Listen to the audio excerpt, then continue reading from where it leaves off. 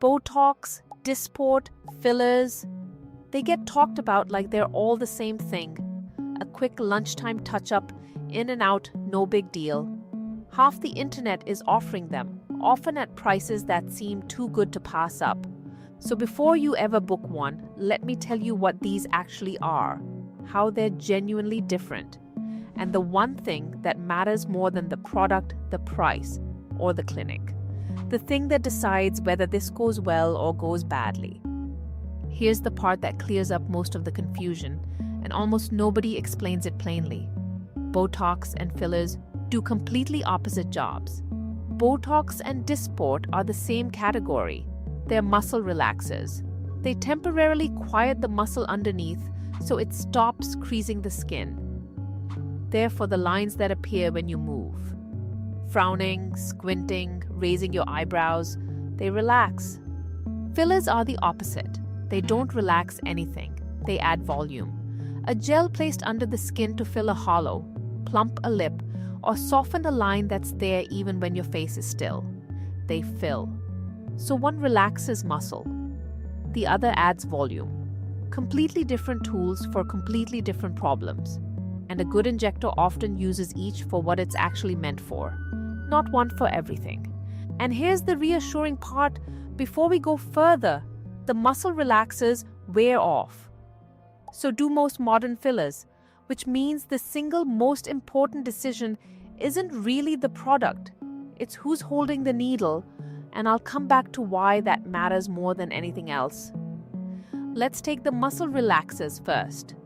Botox and Dysport are both made from the same purified botulinum toxin. People hear toxin and worry, but in these tiny controlled medical amounts, it's been used for decades, and originally in far larger doses for medical conditions long before anyone used it for wrinkles. What it does is simple. It blocks the signal from nerve to muscle in one small area so that muscle relaxes and stops folding the skin above it. The frown line softens because the muscle making the frown has taken a few months off. And that's the key word, months. This is temporary.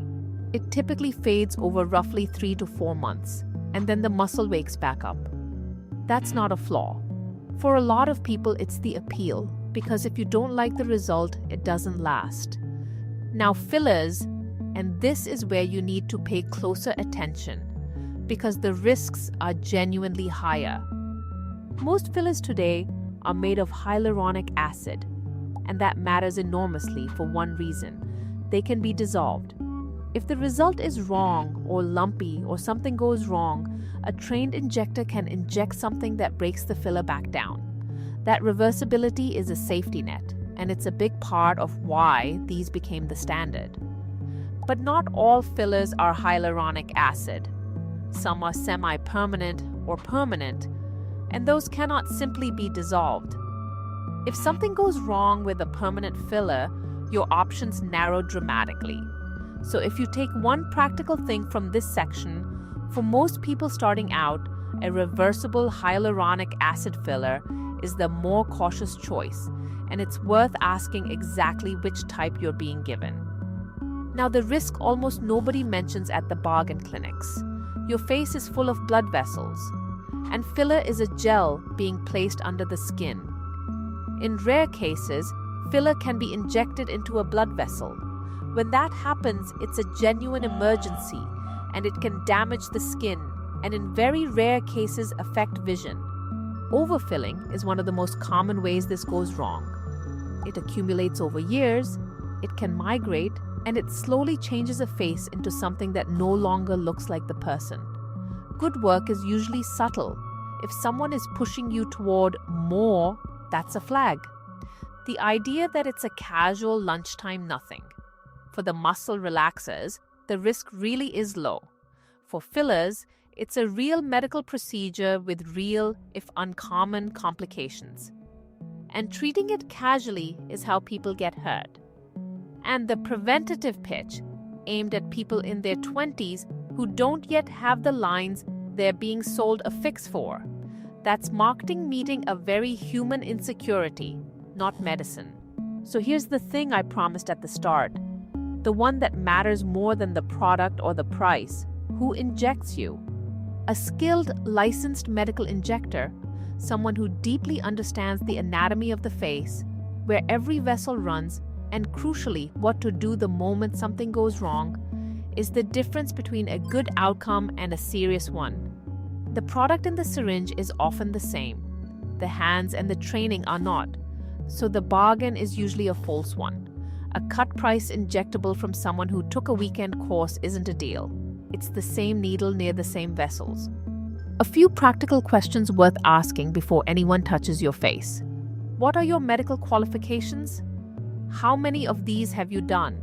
If a filler blocks a vessel, do you have what's needed to treat it right here, right now? Anyone good will happily answer.